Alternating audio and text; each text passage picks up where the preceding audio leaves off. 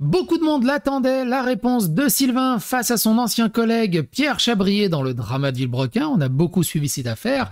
Sylvain a enfin pris la parole publiquement au travers de sa chaîne Twitch. Vous avez déjà vu un Flag 32? Je crois que c'est comme ça que ça s'appelle, les gros trucs anti-aériens. Il a répondu un peu comme ça, mais avec le professionnalisme d'un hitman, il n'y a pas une goutte de sang, il y a juste une corde à piano. Enfin, c'est assez incroyable sa réponse. Pertinente, il débunk pas mal de choses. Pour ma part, est-ce qu'il clôture le drama, oui ou non? On va regarder. Il a pris la parole sur le sujet pendant à peu près une bonne demi-heure. On va regarder les moments les plus pertinents.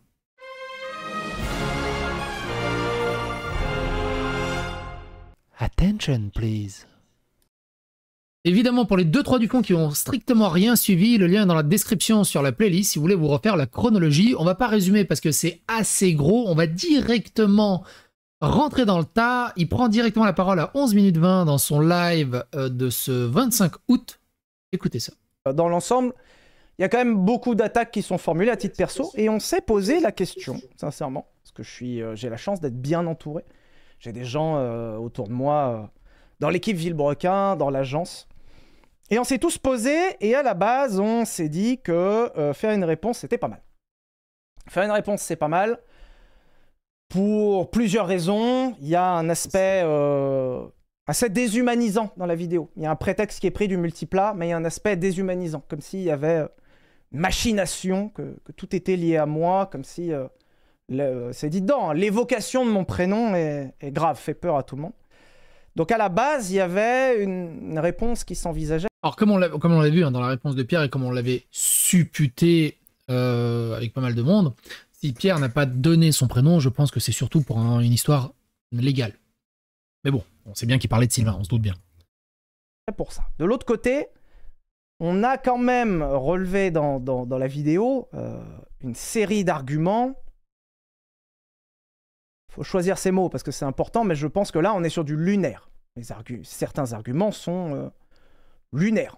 On était un petit peu sciés. Par exemple, j'ai vu beaucoup revenir le sujet des contrats. Et ça, c'est incroyable. Là, comment... Je vous spoil un peu, parce que moi, j'étais sûr que j'étais comme ça. Et c'est pour ça que c'est intéressant d'avoir plusieurs sons de cloche. Le débunkage. Souvenez-vous, Pierre, vite fait, je résume, Pierre avait dit dans sa vidéo que Sylvain faisait signer des contrats d'exclusivité, de non-concurrence à des gens pour qu'ils ne puissent pas travailler avec Pierre Chabrier. La réponse de Sylvain à ce sujet. Il paraît que je fais signer des contrats qui interdisent aux gens qui sont avec moi de parler à Pierre, de regarder ce que fait Pierre, de parler, d'évoquer Pierre. Et ça fait partie des choses assez absurdes. En fait, on se posait la question de répondre, mais sur la base de...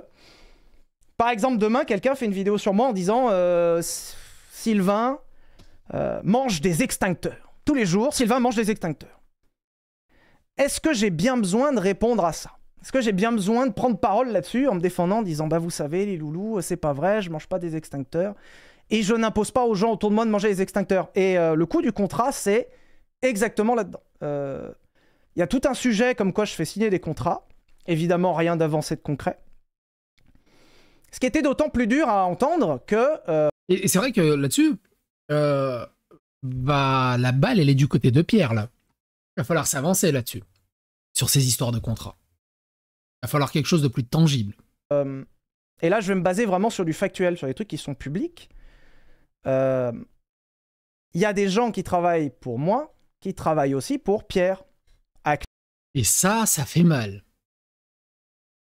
Il va lister plein de gens qui travaillent pour les deux actuellement. Il pose un problème sur cette optique de contrat d'exclusivité. Actuellement, Lucas Martin, par exemple, qui est parti au camping avec moi, que j'ai réveillé à 7 h du matin, le pauvre.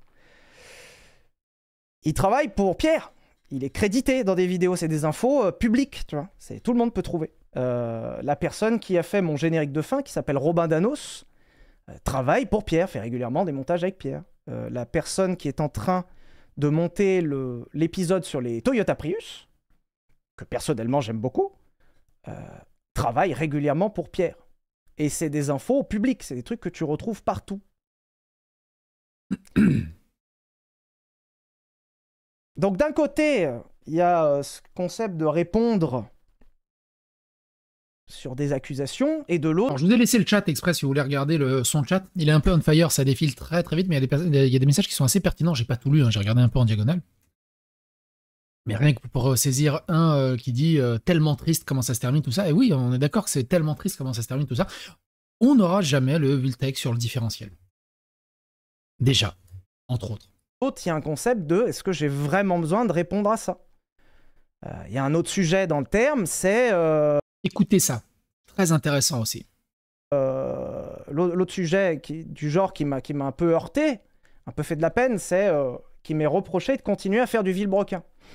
Je ne sais pas si vous vous rappelez la vidéo du 8 décembre, la dernière vidéo que j'ai tournée avec Pierre. Dans cette vidéo, je dis quand même mot pour mot ce que je vais faire sur Sylvain Live.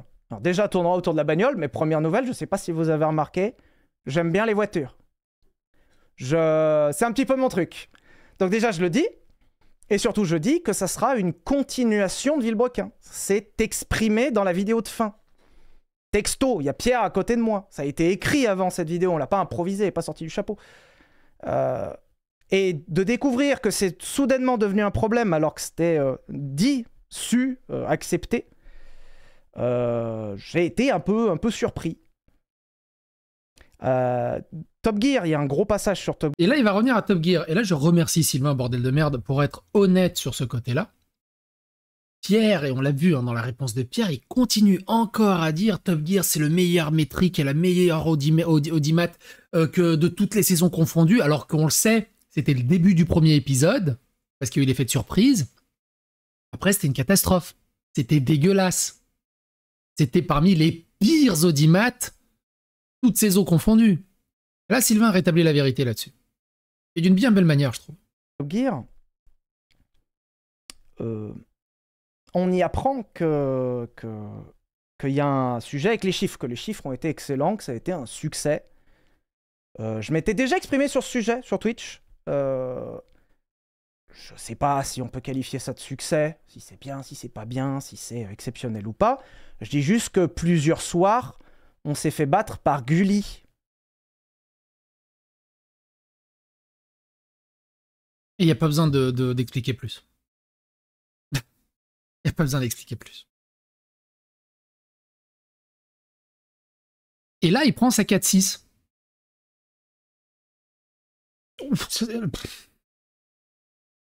Il y a beaucoup de reproches qui sont faits à partir du fait qu'il y a 7 ans, quand j'étais chez Bosch, j'étais commercial. Alors ça, c'est un truc qui revient souvent, que je cache des trucs. J'ai été commercial. Pierre fait du cinéma. C'est-à-dire que Pierre a fait des études, il a bac+3, bac+4, je crois, de ciné.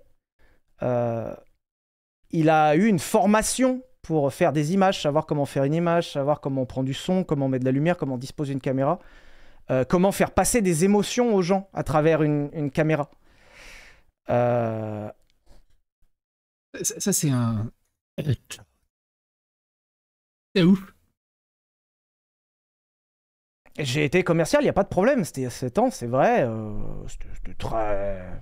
Bon, c'était pas le meilleur métier que j'ai fait. J'étais pas malheureux quand même. Mais, bon, commercial. Alors, je suis désolé pour tous les commerciaux de France qui en ont pris dans la gueule. Je vois dans le chat que, voilà, ouais, bah oui. Désolé, hein, vous avez pris une cartouche, mais bon, bah, j'étais commercial, Pierre faisait du ciné, donc voilà. Et toute la vidéo est bâtie sur un ensemble d'argumentations, d'accusations comme ça, où ça remet vraiment la question de est-ce nécessaire de répondre, c'est-à-dire est-ce nécessaire de prendre la parole, de créer une vidéo, de créer un contenu, surtout que j'aimerais bien vous en parler après, mais que la plupart des gens sont dehors de ça. Il y a beaucoup de gens qui m'ont dit c'est pas notre truc. Est-ce nécessaire de créer un contenu, d'imposer à la majorité des gens ce genre de contenu? Je suis pas certain. Il y a des trucs qui sont... Enfin, il y en a une liste, il y en a certainement dont je me souviens pas. Il y a des trucs qui sont lunaires. Il y a une histoire du prix du multiplat qui, je cite, est un doigt d'honneur.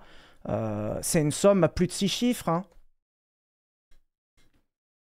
D'après les estimations au niveau du multiplat, tout confondu, c'est autour de 340-350 000 euros.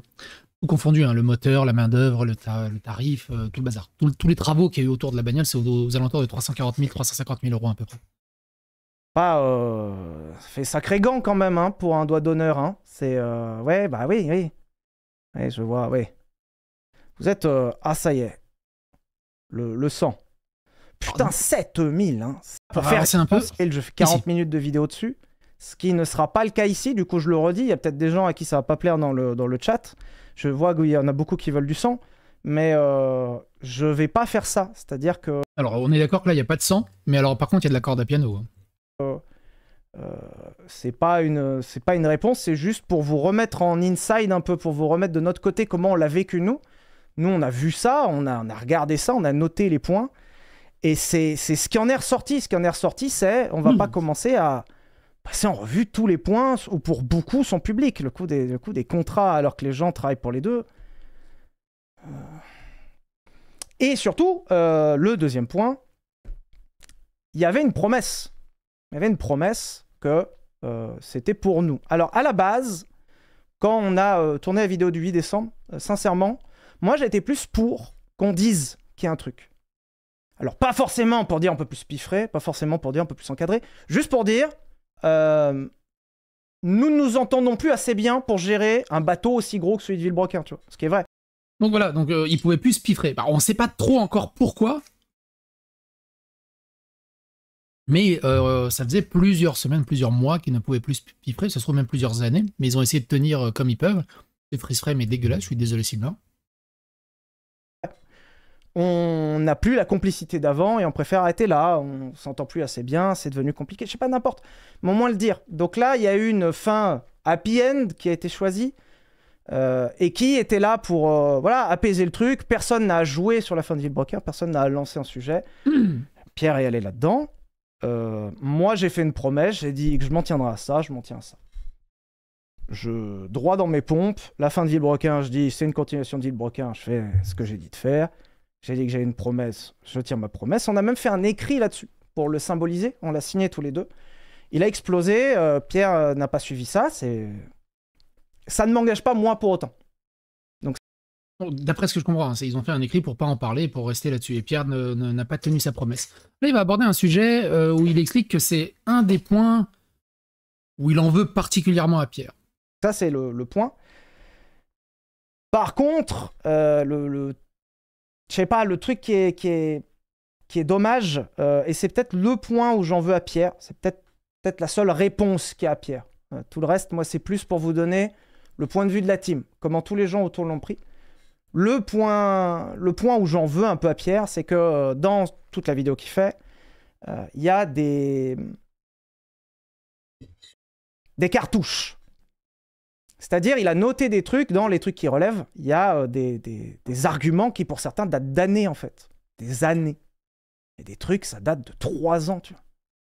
Et du coup, ça veut dire qu'il les a notés quelque part, qu'il en a fait une petite balle de 9 mm, et puis qu'il les a mis dans un chargeur.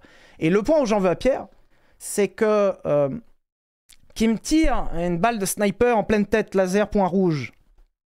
Si tu veux, ça fait partie du métier. On a quand même la chance d'avoir un joli métier. Ça fait partie du job. Je dis pas que ça me peine pas. J'ai vu des trucs hallucinants sur les réseaux. J'ai vu des trucs lunaires. J'ai vu de l'homophobie. J'ai vu de l'antisémitisme. J'ai vu du racisme. J'ai vu des points. Mais c'est fou ce que peuvent dire les gens derrière leur écran. J'ai vu mon pseudo... Mon Caramadarias. Il dit, par contre, Sylvain, question sur ce sujet, mais pas du tout lié à Pierre. Tu peux nous dire que tu vas planter contre Psychodélique et le mérite sincèrement? Alors, je pense pas que je mérite d'être planté. J'imagine qu'il voulait dire plainté, mais il a oublié le i. Enfin, j'espère. De toute façon, Sylvain, s'il me plante, c'est au niveau du genou. Pourquoi il porterait plainte? Quelqu'un m'explique? Et t'imagines, t'as un journaliste, vous avez parlé de mon histoire, je vais porter plainte contre vous. J'ai juste parlé de votre histoire. Après, ça se trouve, il vient de TBSA, le mec, donc on peut pas trop lui en demander non plus. Mais bref, continue. Et encore, bien sûr que ça blesse. J'ai perdu 80 000 abonnés, bien sûr que ça blesse. Tu te dis, putain, chiant, j'ai pas fait tout ça pour ça. Mais c'est les risques du métier. J'ai déjà eu bossé en usine. Tu te coinces un bras dans une machine, tu te fais arracher un bras, c'est le risque du métier. Je me tombe un truc sur le pied, c'est le risque du métier. Là, aujourd'hui, mon métier, c'est d'essayer des voitures. Je me prends le volant en pleine poire, paf, tu vois, le Lamborghini, et j'ai Ini Lambor qui devient imprimé sur le front, c'est le risque du métier. Et quand t'es youtubeur, prendre une shitstorm, c'est le risque du métier. Te prendre un truc sur la gueule ultra. Ouais, ça, c'est les risques du métier, malheureusement, quand t'es vidéaste. Ça, tout le monde en a pris. Tout le monde en a pris. Juste, c'est le risque du métier, ça fait partie. Ça fait du mal. Chiant, personne ne souhaite que ça arrive. Plein de youtubeurs en ont pris et... Alors tout ça, c'est pour amorcer quelque chose. Vous allez voir après la résolution de son argumentaire. Qui est très pertinente, mine de rien, et qui est très intéressante vis-à-vis de Pierre. Ça s'en porte quand même très bien. Ça fait partie du job. Par contre, autant le sujet du multiplage, je comprends qu'il peut y avoir un sujet qui est un débat plus ou moins fini en réalité, mais on va y passer dessus. Mais là, c'est aller beaucoup plus loin, c'était un prétexte. C'était un prétexte pour charger beaucoup de choses personnelles en plus. C'est ça le truc. D'où le truc où je vous disais, il en a gardé pendant des années. Et il l'a fait en rafale de Uzi. Ça a été vraiment GTA San Andreas. Il a entrouvert la fenêtre, il a mis le gun et bram. Et la pharmacienne a pris une balle, la bouchère a pris une balle, la coiffeuse a pris une balle. Tout le monde a pris une balle. Et que moi je prenne, pourquoi pas. Mais que les équipes autour indirectement prennent, ça je trouve pas cool. Parce que quand tu as une formation comme la sienne en ciné, que tu connais la portée que peuvent avoir les images, quand tu as été youtubeur pendant 7 ans, tu sais que quand tu drops un truc comme ça, tu vas faire une bombe. Et la preuve, ça fait des millions de vues. Donc tu sais. Je dis pas qu'il l'a fait exprès, mais... Alors techniquement, la vidéo, elle est carrée, elle est construite, elle est faite exprès en réponse s'il sortait une vidéo. Donc lui, il dit il l'a pas fait exprès, mais la vidéo, elle est assumée de Pierre. Au mieux, et encore, on sera relatif sur le mieux. Au mieux, c'est de... Comment dire de l'inconscience. Au mieux, c'est de l'inconsidération, tu vois. Au mieux, c'est de la négligence. Au pire, c'est égoïste. Pour se mettre en avant, il y a des gens qui sont envoyés... Et les gens qui ont été envoyés un peu au casse-pipe, quoi. Je regrette un peu cet aspect chair à canon. Je regrette un peu cet aspect, comme... à un moment, il y a une personne qui est citée. Une personne commune, comme quoi je l'aurais fait pleurer, que j'aurais été abject. Donc il parle de l'agente, hein, il parle de... Pierre avait dit que Sylvain avait fait pleurer une agente parce qu'il était odieux humainement avec elle et tout blablabla. Donc la réponse de Sylvain à ce sujet. Déjà, basé sur quoi? 2, c'est une personne que je connais très bien, donc je vois très bien comment ça s'est passé. Et l'envers du décor est pas vraiment celui-là, mais c'est des sujets qui sont infinis en fait. Et c'est pour ça ça revient dans l'absurde. Mais surtout, cette personne qui est citée n'a même pas été au courant qu'elle a été citée. C'est-à-dire qu'elle l'a... Donc il n'a pas répondu. Hein. Il n'a pas répondu sur son comportement ni sur cette histoire. Il a passé. Mais par contre, ce qui est très intéressant, là où je le rejoins, c'est que la personne n'était pas au courant. C'est des sujets qui sont infinis en fait. Et c'est pour ça ça revient dans l'absurde. Mais surtout, cette personne qui est citée n'a même pas été au courant qu'elle a été citée. C'est-à-dire qu'elle l'a découvert dans la vidéo. Et il y a quelqu'un qui a été pris et on l'a jeté comme un argument contre moi, comme ça. Sans même être averti, même pas un coup de fil, même pas un hello, au fait, je vais t'utiliser comme une balle dans mon Uzi. Non, c'est juste casse-pipe, charbon. Ça, c'est pas... Je ne peux pas garantir en faisant une réponse qu'il y ait des gens autour qui ne soient pas touchés. Si je rentre dans le détail, justement, par rapport à cette personne, par exemple, ou par rapport aux gens qui travaillent avec moi, puisque les gens qui travaillent avec moi aujourd'hui, qui sont venus avec moi dans le Sud et tout, ont pris des balles, ils ont pris des messages. Je peux pas garantir qu'en faisant une réponse, en rentrant un peu plus dans le détail, ces gens-là ne vont pas reprendre des balles. Et c'est pas la façon dont je travaille. Ces gens-là n'ont pas rejoint l'aventure pour ça. Ces gens-là, ils ont rejoint l'aventure pour aller au camping, pour passer des moments trop bien, pour faire du bateau, pour voir des voitures incroyables. Et pour bosser sur un sujet qui est cool, parce qu'ils font pas que ça pour... Bien sûr qu'il y a du kiff, mais ils font pas que ça reste un travail. Et on a tous Et une autre petite balle gigantesque qui arrive pour Pierre. L'argument, il est imparable. Il est doué là-dessus, Sylvain, parce que l'argument, il est imparable. J'ai la chance d'avoir un job de rêve. J'en ai fait des jobs pas cool. C'est un job de rêve. Donc, je regrette qu'il y ait cette balle perdue envers des gens qui ont donné en partie leur vie, qui ont donné un morceau de leur vie. Lucas Martin, il a failli passer sous un bus. Hein. Anaël, elle a donné un nombre de nuits pour la chaîne. Lucas, notre premier monteur. Il a donné des nuits pour Villebrequin. Et admettons, tu vois plus loin, admettons, on est presque sur le philosophique. Admettons, le coup porté à la chaîne est tellement fort que la chaîne ferme. Plus personne ne regarde, 0 vue, la chaîne ferme. Fin. Cool pour ses anciens collègues, quoi. Cool pour ces anciennes personnes qui ont donné un morceau de leur vie. C'est encore une fois pas ma vision du truc. Chacun sa façon de voir. Moi, c'est pas ma vision du truc. Je veux pas m'engager là-dedans. À quoi ça sert? Et on revient toujours au même sujet. Vous voyez, c'est pour ça que je vous dis ça aussi. C'est pas une réponse, c'est juste pour vous dire comment on en est arrivé au stade. À quoi ça sert? On revient toujours au même sujet. Et ça, je regrette. Et en plus, le truc qui a fini d'achever la réflexion. Vendredi, du coup, j'ai posté un truc sur Instagram en commentaire épinglé sur Twitter. D'ailleurs, sur Twitter, j'ai eu un peu la flemme de prendre de premium. J'ai eu bien scred, je suis désolé. Pardon, j'ai eu la flemme de prendre de premium. C'est ma faute.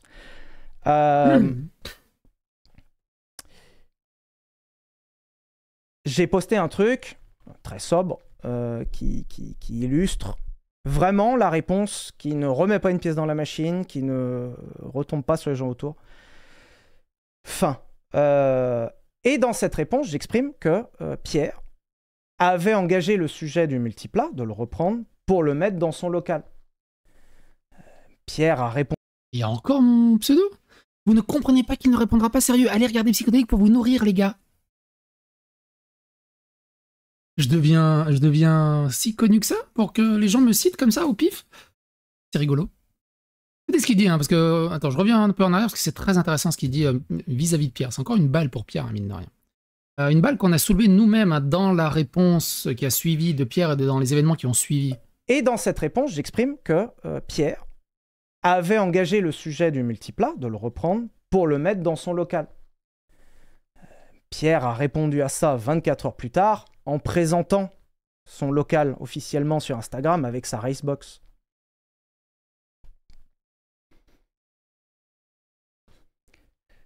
Donc... Le silence est tellement long, il veut tellement dire...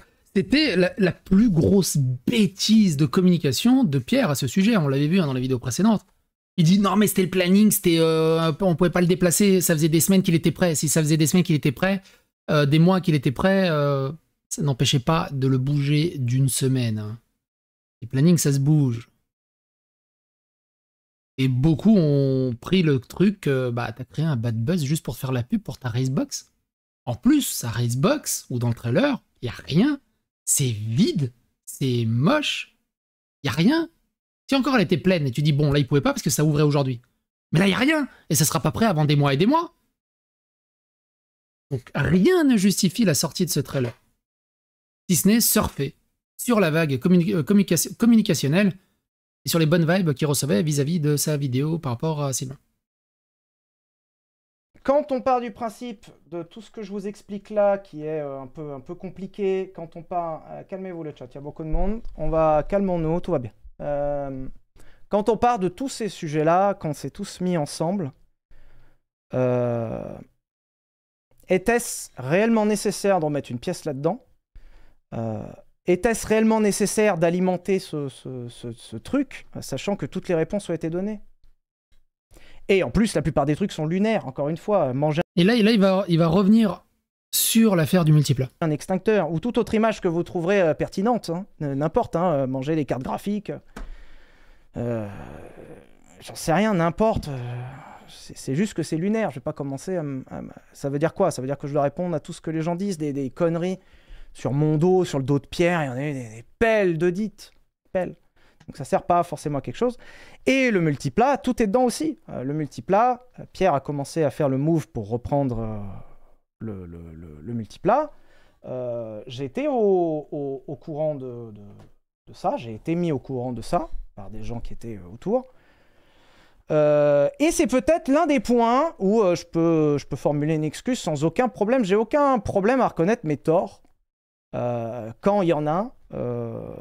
Peut-être que mon tort a été de penser que ma vision et ma passion de l'automobile étaient partagées avec 100% de la commune. En fait, tu peux voir la bagnole de plein de façons. Tu peux voir ça comme un produit passionnel où tu es ravi de rouler en Xantia. Tu peux voir ça comme un produit d'apparat où tu montres que tu as un gros blason. Tu peux voir ça de plein de choses différentes. La vision que j'essaye de porter, la passion que j'essaye d'emmener sur Sylvain Live et que j'essayais avant d'emmener sur Villebrequin, c'était la bagnole, c'est un truc qui se vit. Une voiture, ça prend son sens quand ça vit, ça prend son sens quand ça roule. Prend son sens quand ça exulte, quand ça fait du bruit. Et le multiplace, c'est une voiture, mais c'est pas qu'une voiture, c'est une promesse qui a été faite à la commune. C'est un projet commun, c'est un avancement, c'est une histoire, c'est bien plus que ça. Et peut-être que mon tort a été de penser que vouloir continuer cette promesse, c'est-à-dire vouloir le faire vivre, parce qu'on en a même fait un événement autour de cette promesse, était la chose à faire. Et là, il y a un choix qui s'est présenté. Soit il allait dans un local fermé et il sortait plus, soit il roulait. J'ai pris la décision avant Pierre et j'ai peut-être, excusez-moi si ça vous a heurté, imposé ma vision que c'était nécessaire de prolonger cette promesse. On était en train de se poser la question de mettre le multiplat dans un musée.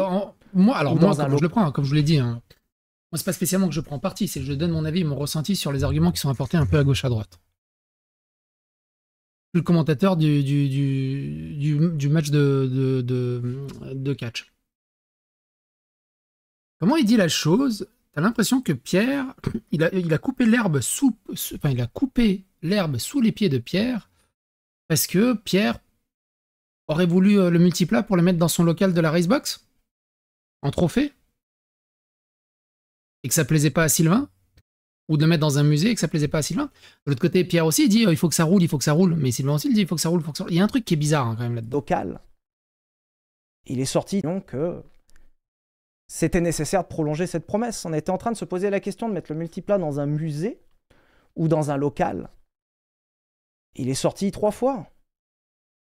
Il est sorti 3 fois. Le projet n'est pas fini, le projet n'a pas avancé. Je sais que c'est une galère de sortir ce truc, c'est un enfer, il coûte cher, tout est chiant.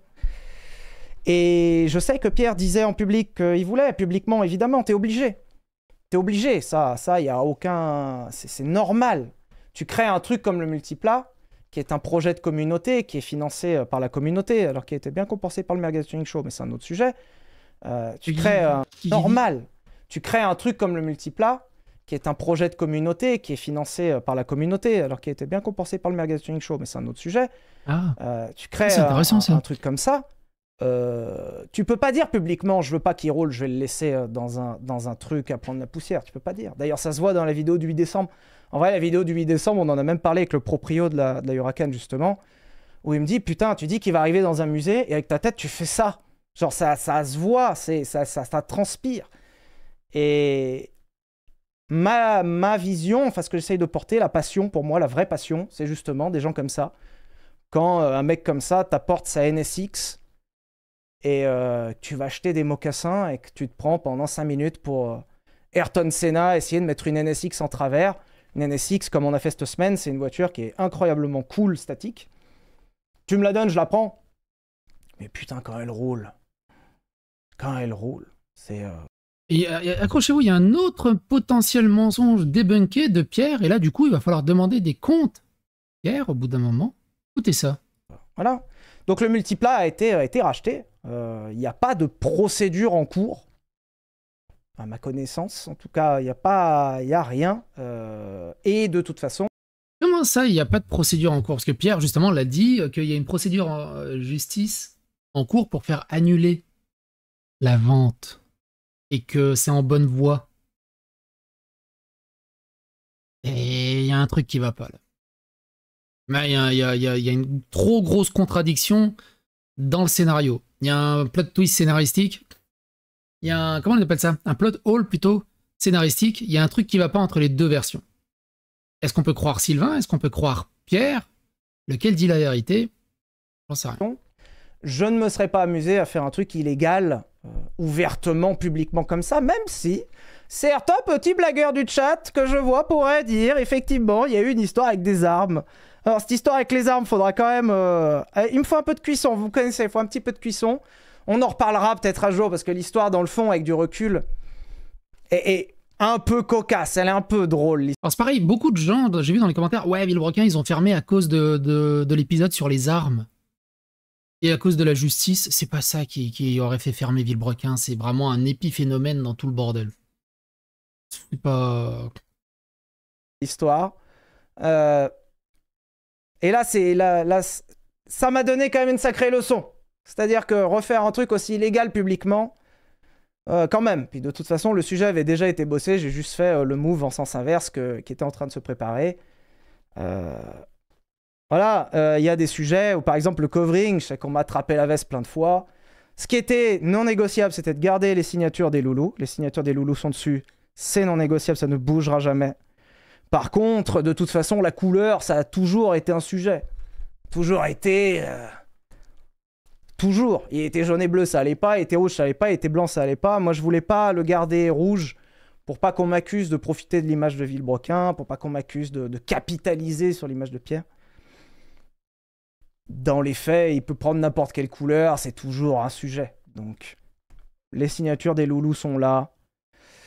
Et surtout, il y a un sujet qui a fait qu'on n'a pas répondu, qui est quand même une certaine prise de recul sur la situation. À la toute fin, on s'est posé la question jusqu'à la sortie de la Supra, jusqu'à mercredi, jeudi. On s'est posé la question. Et on s'est dit, ça me ferait chier d'avoir sur un feed YouTube, sur ma page YouTube, que j'essaye de faire propre, avec des belles voitures, je me sors vraiment les doigts du cul, on se sort vraiment les doigts du cul, pour vous trouver des belles caisses, des beaux circuits. D'ailleurs, tu vois, rien que pour ça, je fais plus de trucs sur route ouverte, parce que c'est... dès que tu commences à prendre de la vitesse, c'est illégal, et moi, je veux plus ce genre de truc. On s'emmerde. Pour faire des belles images, ça coûte cher, c'est chiant, ça fait des déplacements, c'est pas grave. Ça fait kiffer, c'est incroyable. Et ça me faisait chier de mettre sur mon feed YouTube une vidéo au milieu, en plein milieu, je réponds au drama.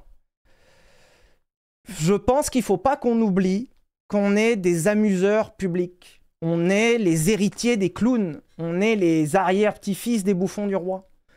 On est là pour répondre aux gens, comme ce soir sur Twitch où vous êtes sacrément nombreux.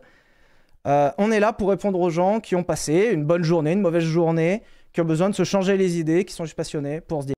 Alors, vous avez passé une bonne journée, une mauvaise idée? Une mauvaise idée. Vous avez passé une bonne journée, une mauvaise journée? N'hésitez pas là. Là, n'hésitez pas là. Je suis fatigué, moi, j'en peux plus.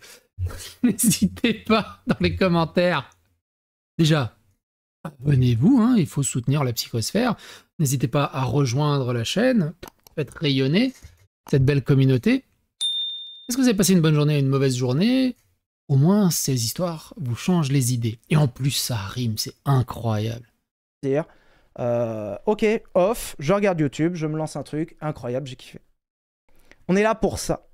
On est là pour passer un bon moment. Voilà, divertis-moi Sylvain, régale-moi Sylvain le clown. On est là pour ça. Et c'est une chaîne de voitures, je pense qu'il ne faut pas oublier ça. Oui, on est là pour ça, Brabus, ouais. On est là pour se divertir. J'ai pas envie d'infliger aux gens qui, il faut le rappeler au final, et c'est peut-être la fin de cette divagation, faut pas oublier qu'on est là pour fournir une prestation aux gens. En tout cas, moi, c'est comme ça que je le vois. Les gens me font confiance en regardant les contenus, en regardant les placements de produits, en accordant un moment de leur journée, et en échange, moi, je leur fournis le plus beau truc. Dans les faits, j'ai perdu 80 000 abonnés. C'est terrible, c'est beaucoup.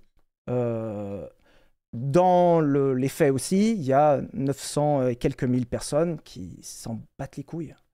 900 et quelques mille personnes qui veulent juste avancer, voir du bon contenu, qui savent très bien qu'ils ont une version de l'histoire et pas les deux, qui savent très bien, et je suis désolé de vous le dire, mais vous aurez jamais toutes les histoires. Je ne rentrerai pas en détail de toutes les histoires parce que j'ai fait une promesse, je m'y tiens. Et il y a beaucoup de gens qui sont derrière ça en se disant, j'en ai rencontré cette semaine, on a rencontré plein de gens. Voilà, ce qu'on voit sur YouTube, Twitter, les trucs comme ça reste quand même un petit endroit un peu fermé. Je pense pas devoir ça aux gens. Moi, je vais juste... on avance. On n'est qu'une team, on avance. Il y a des gens autour de moi qui sont là pour avancer, qui de toute façon ont un contrat qui fait qu'ils doivent manger des extincteurs. Donc, ils n'ont pas le choix, en fait. Des extincteurs, ils doivent manger un extincteur par semaine. C'est énorme. Hein. On ne se rend pas compte. Et je pense pas que je doive répondre à ce genre de truc. Je sais pas pourquoi le sujet de l'extincteur me fait tant rire. C'est toujours le même. Il revient en permanence, ce sujet de l'extincteur. Voilà. Donc, c'est ma vision des choses. C'est la vision des choses qu'on a eues avec l'équipe. Tous ensemble. Ça satisfait pas. Je sais qu'il y a des gens qui seront pas contents avec ça. Ok, de toute façon, moi, c'est un sujet où tu fais forcément des mécontents. Viens en trace. Et encore une fois, je souhaite à Pierre, il le dit régulièrement, quand est-ce que ça s'arrête.